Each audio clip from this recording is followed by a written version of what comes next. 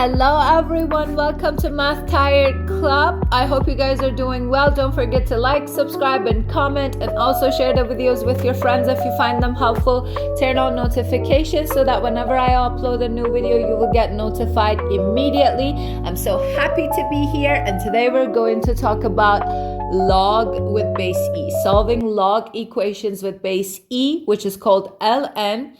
And guys, let me tell you this, there is no difference between solving log with like the base of 2 or 10. We talked about it. It's called common log.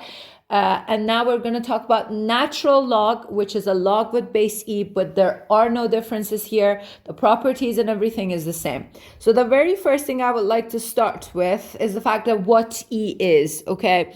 So imagine a number so important that nature, finance, population growth, radioactive decay, AI, probability, and calculus all keep accidentally bumping into it. That number is not pi. No, it's not.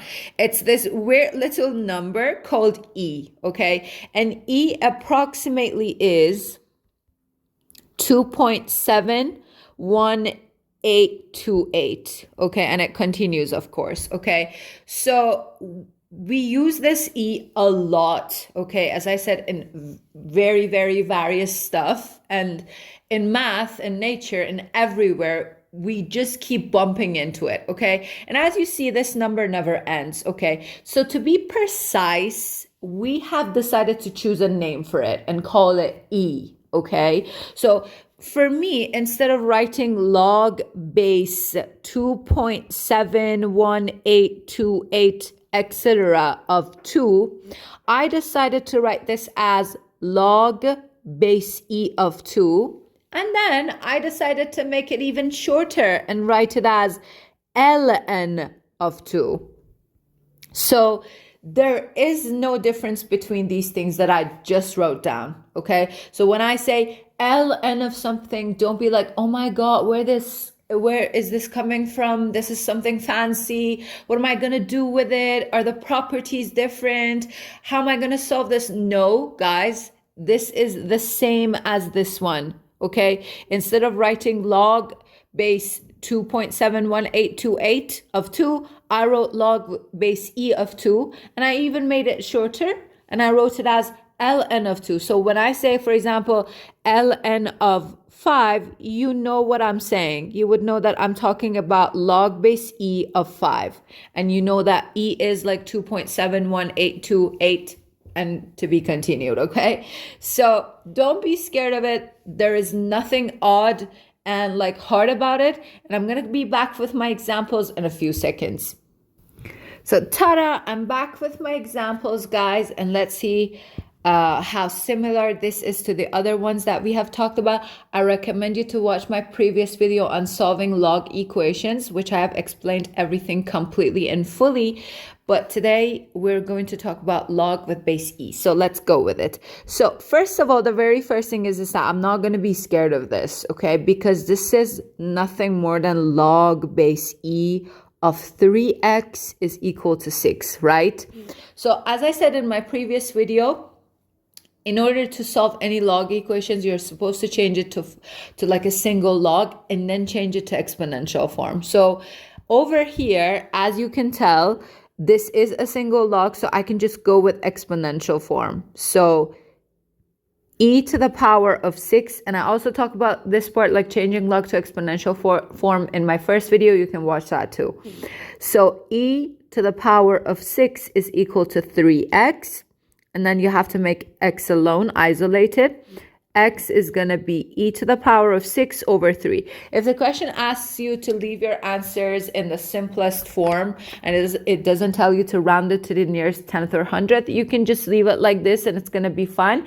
If it does, then you have to use your calculators to write the last answer, which if you want, x is going to be 134.47. Okay, that's with this one. Let's go for this one now. So I have to isolate the ln, okay? That's my goal. So what am I going to do? The same thing. I'm going to isolate it. So I'm going to move 1.1 to the other side. So ln of x squared is equal to 4.9. And then now I can just go with the arrows, right? I know that the base is e, so e to the power of this is going to equal to the apple. I don't care about what the apple is. I just know that it's going to be like this. E to the power of 4.9 is equal to x squared. And then I'll take a radical from both sides. And I won't forget about the plus and minus. So then x is equal to plus minus radical e to the power of 4.9. And if you want to write the decimal answer of this, it's going to be positive negative 11.588. Okay. So over here, I want you to pay attention to the fact that I have chosen both of the answers as the correct answer, and I did not eliminate the negative one because the domain of the original question is all the real numbers. Because I talked about this in my previous video too, the domain of log. Over here, whatever the argument is supposed to be positive, right? So we don't care about what the base is, but whatever the argument is supposed to be greater than 0 and not 0, just greater than 0. But over here, we have x squared. So whether I put a positive number there or I put a negative number there, since it's like to an even power, it's going to turn out positive. So do I care? No. And I will accept both of the answers, right? Easy peasy lemon squeezy. So now I'm going to continue. So this one, guys, again, I have like a log and it's like isolated. It's alone. So I just can go with the arrows. We have like a bigger apple here. Do I care about what the apple is? What's inside? No, I'm not scared of it. Whatever it is, I can just go with the arrows and change it to exponential form and just have it there. E to the power of 3 is equal to t minus 1 to the power of 2. In order to isolate the t, I have to take a radical and I have to put a plus and minus here. So then t minus 1 is equal to plus minus e radical e. I simplified this part. And then you have to move the minus 1 to the other side. So t is going to be plus minus e radical e plus 1. And if you want to leave your last answer like in decimal form, the last answer to this question is going to be 5 point... Oh, no, it's not plus and minus. So it's positive 5.48 and it's going to be negative 3.48. So guys, some of you might say there's an important point here. That's why I chose this question. Some of you might say that, teacher, I don't want to solve this like this. I want to make it easier for myself. And I want to do it like this. This is a power, right? And by the power property, the properties of log, if you haven't watched that video, you can watch it. I'm going to link it there. I want to take that outside. And I want to just do this. And then I'm going to end up with something like this. And then I'm going to go with this. Okay, so it's going to be e to the power of 3 over 2 is equal to t minus 1, in which e to the power of 3 over 2 is going to be e radical e, right? Because it's like e to the power of 3 with the on the radical with the index of 2, which is going to be this, and then plus 1. If you can see this, this answer is not complete. Because as you see, we are missing one of the answers here, right? The negative one. So what is wrong with this method? The thing that is wrong with this method is that when you're doing this, you're not paying attention to the domain of the function. The domain of this function is all the real numbers. So if I do this, I have accidentally eliminated one of the answers that is also possible, which is the negative one. Because the domain of this is all the real numbers, because the power is 2, okay? And then whatever I put there, it's eventually going to turn out positive, so I can put positives and negatives, okay? So this is going to be wrong. not complete, because it's just going to offer me one of the solutions, which is the 5.48 one, and not both of them. So that's why whenever you're solving log equations or anything, I can tell, you have to pay attention to the domain of the question. I have a few more examples. I'm going to be back in 2 seconds. So ta-da, I'm back with my examples, guys. These are also very, very easy. These are the exponential forms of E, okay? Solving E equations, that's what I meant. So over here, again, I'm going to do the same thing. I have to isolate the x part, and of course the x part is kind of just combined with the E, so that's what I'm going to do. 6 minus 5, it's going to be 1. I don't need to even do anything specific here, because any number, like any number that you have, whether it's E, whether it's 5, 4, to the power of what is going to be 1? 0, right?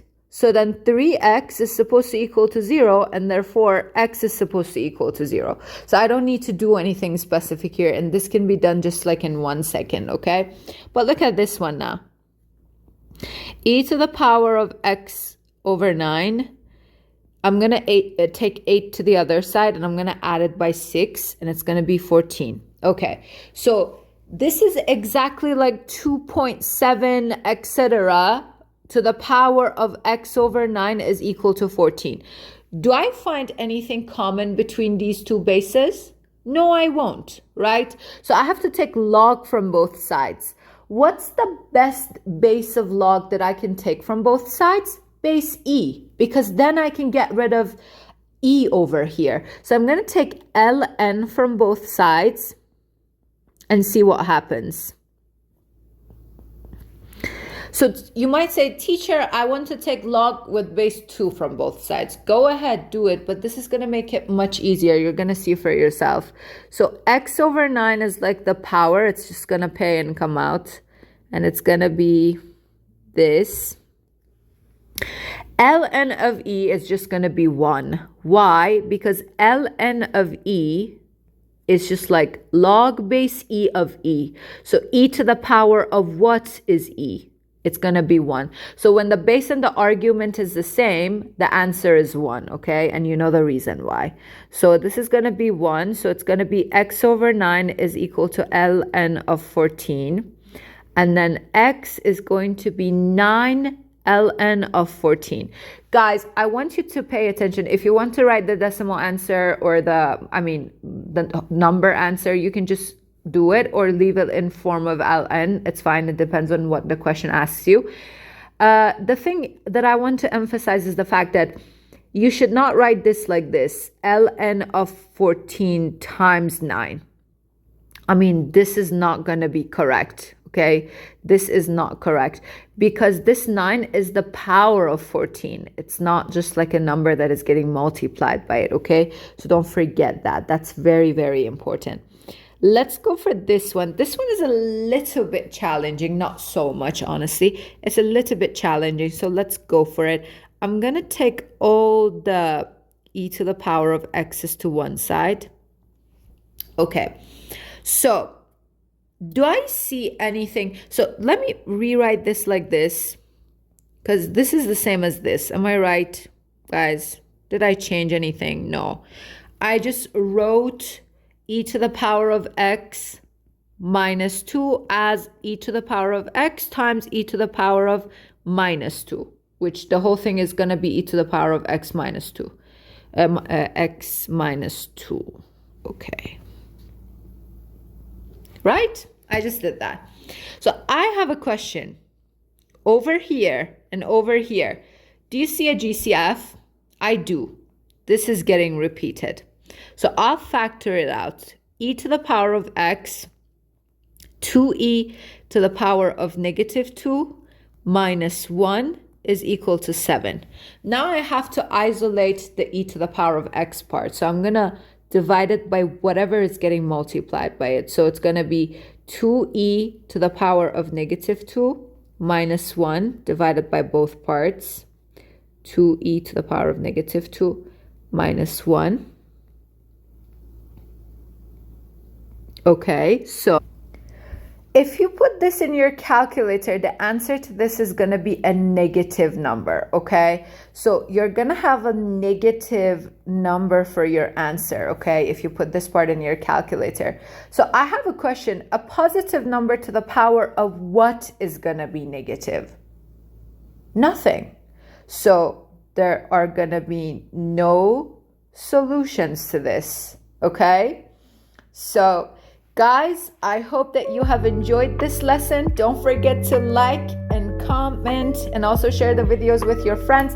I also take one-on-one tutoring classes. I have put my email here. You can contact me via email. And have a great day and bye.